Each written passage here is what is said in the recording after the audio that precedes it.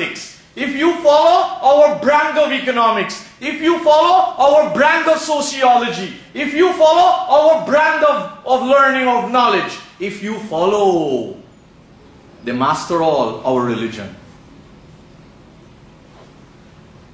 Hear what Allah says to him to tell them. Qul, say to them, make it very known to them, O Muhammad, Inna hudallah huwal huda. It is the guidance that leads people out of darkness, out of gloominess, out of backwardness, out of stagnation, out of oppression and exploitation, out of slavery, out of uselessness. That's called hudallah. That's the guidance of Allah, and that is the guidance. What is the use? I come to you with guidance and I have no response to my own darkness, to my own enslavement, to my own stagnation, to my own backwardness, to my own uselessness in society. This prophet was told to tell them, قُلْ إِنَّ هُدَى اللَّهِ هُوَ الْهُدَى. But here's the bigger punch to him, the training to him.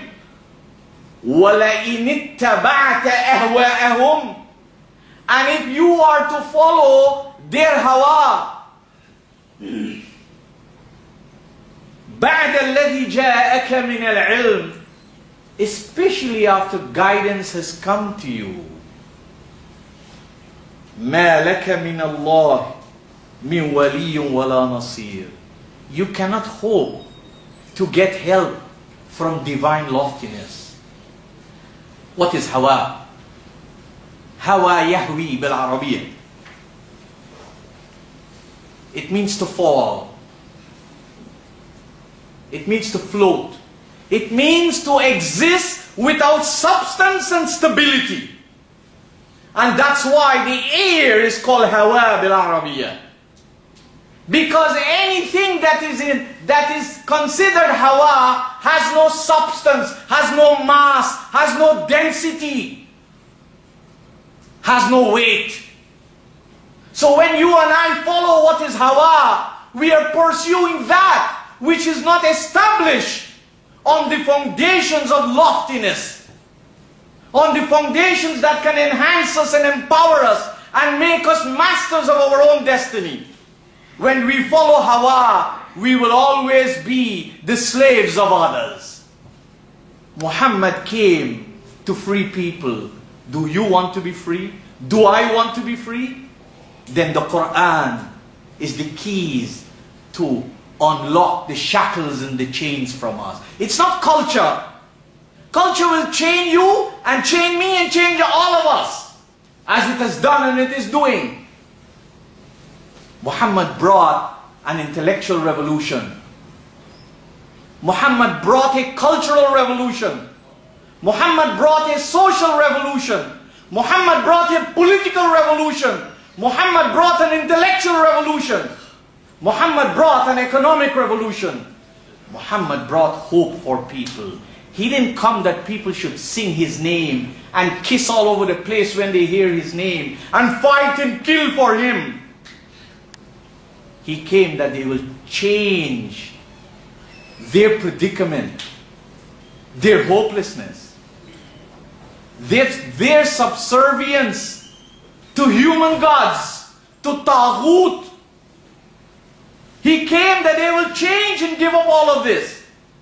And they will become masters of their destiny. Because when a father and a mother, this is the good point, when a father and a mother are not slaves to others, they are not slaves to their culture because of where they come from, they are not slaves to politicians no matter who they are, they are not slaves to people of certain status and position in society, but they are slaves to divine loftiness. That is, they are always pursuing with their intellect,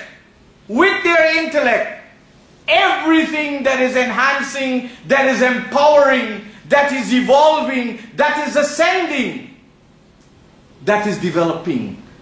You could imagine what energy they will put in their children.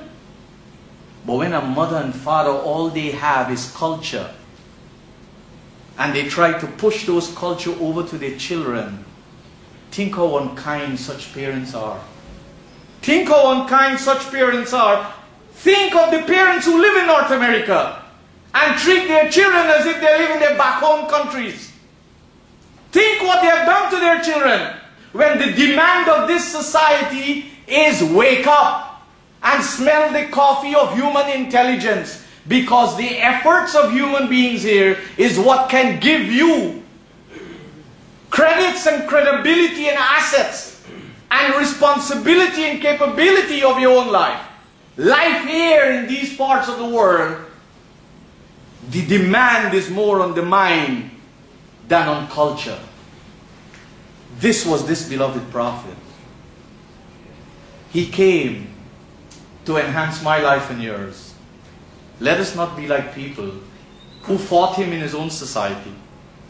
Let us not be like people who oppose him in his own society. Even though their conscience hit them, if they didn't lose it, even though their brains tickled them, they made excuses for continuing to follow their forefathers. This prophet was indeed declared by Allah that he is a source of compassion and love and mercy. Who can say good things to me like this unless he really loved me? Which human being today in society, in your life and my life, will stand up and tell us good things like this unless they really love us? Nobody's here to buy anybody's vote. I am here to jerk your attention and mine that we should stop fooling around with life. That we should stop messing around with the lives of our children. That we should stop behaving like the pagans in the time of the Prophet, who have excuses for not responding to the message, and would come to him and say, "Shaghalatna amwaluna wa ahluna." They will come to him and say, "You know what? We were very busy with our family. We were very busy with our business. So if you're busy with your family and with your business, who you expect to do your job? If I'm busy with my family and my business and I cannot attend to what is most important, do I expect you to do it for me?" We should understand these were the challenges of this prophet. Oh brothers and sisters, I'm very convinced that you're all very intelligent human beings. You're very hard-working human beings. You're human beings who have worked very, very hard to achieve what you have achieved.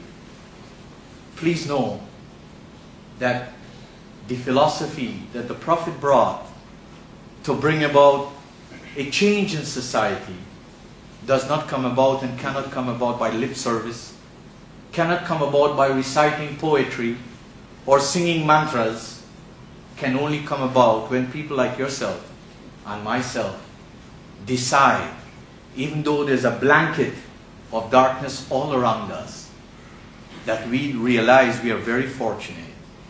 We are very, very fortunate. Let us all sit down with our own selves. You don't have to do that in front of me. And normally I wouldn't do that in front of you. But let us all sit down and count our blessings. Count our blessings with our family. And you'll see how much blessings each one of us have. And then let the family ask, what do we do with these blessings? And you will see how much of us don't do anything much. This is the wake-up call for me and you. I am just a human like yourself, but with a passion to understand the Quran and to share that with you. I ask you and all of us, let us seek the ways and the means of Allah for istighfar. And istighfar doesn't mean to say, "Oh Allah, forgive me." Ask any Arab who knows the language. What's the meaning of ghafara? I always told you, ask the Arabs, the helmet that they wear, what do they call it? When you and I commit ourselves to the concept of istighfar, it means we reach out and take the materials that Allah has provided